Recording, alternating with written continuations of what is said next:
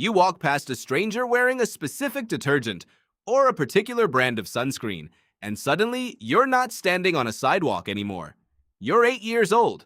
You're somewhere you haven't thought about in 15 years. The feeling arrives before you even understand why.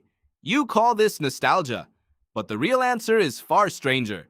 No other sense does this to you quite like smell does, and the reason traces back to something unusually direct about how scent is wired into your brain. A psychologist named Rachel Herz spent much of her career studying exactly this effect, often called the Proust phenomenon, after the writer who famously described a flood of childhood memory triggered by the taste and smell of a small cake. Herz ran experiments comparing memories triggered by smell against memories triggered by other cues, like a photograph or a sound tied to the same past experience. The results were consistent. Memories triggered by smell weren't just vivid. They came bundled with significantly more emotion than memories triggered by sight or sound alone. Even when the memory itself was technically the same event, something about scent wasn't just retrieving the memory, it was retrieving the feeling. To understand why, you have to look at the wiring. Most of what you sense, sight, sound, touch, first passes through a structure called the thalamus, a kind of relay station that routes information to different parts of the brain before it reaches areas involved in memory or emotion. Smell skips this step almost entirely.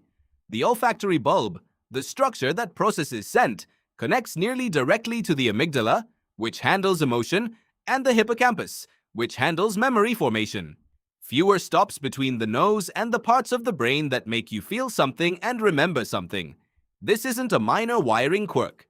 It means a smell can reach emotional memory circuits with less filtering, less delay, and less conscious processing than almost any other kind of sensory information you take in. Now consider why a system like this might have been worth building in the first place. For most of human history, your ancestors needed to make extremely fast decisions about their environment based on scent alone.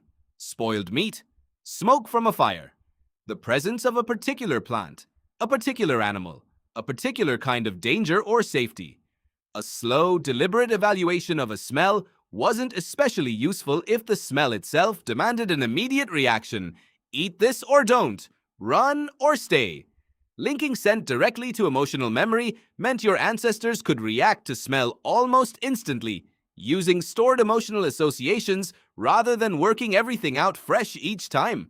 If a smell had once meant danger, feeling that danger again, immediately upon re-encountering the smell, was far more useful than pausing to reason it through. Your brain never rebuilt this system for modern life. It simply kept using it. Which means the detergent your mother used, the sunscreen from a specific summer, the smell of a classroom, or a particular rain, all got wired into your emotional memory using the exact same ancient, fast-tracked circuitry that once existed to keep your ancestors safe from spoiled food and predators.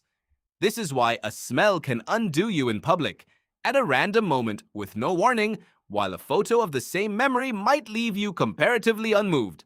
The photo has to travel the long way around. The smell walks straight into the room where the feeling is kept. So the next time an unexpected scent stops you completely, pulling up a memory you hadn't thought about in years, complete with the exact emotional weight it carried the first time, this isn't your imagination being sentimental. It's one of the oldest, most direct wires in your brain, doing precisely what it was built to do, just triggered now by a candle, a stranger's perfume, or rain on warm pavement instead of a fire or a threat. You walk past a stranger wearing a specific scent, and suddenly you're somewhere else entirely.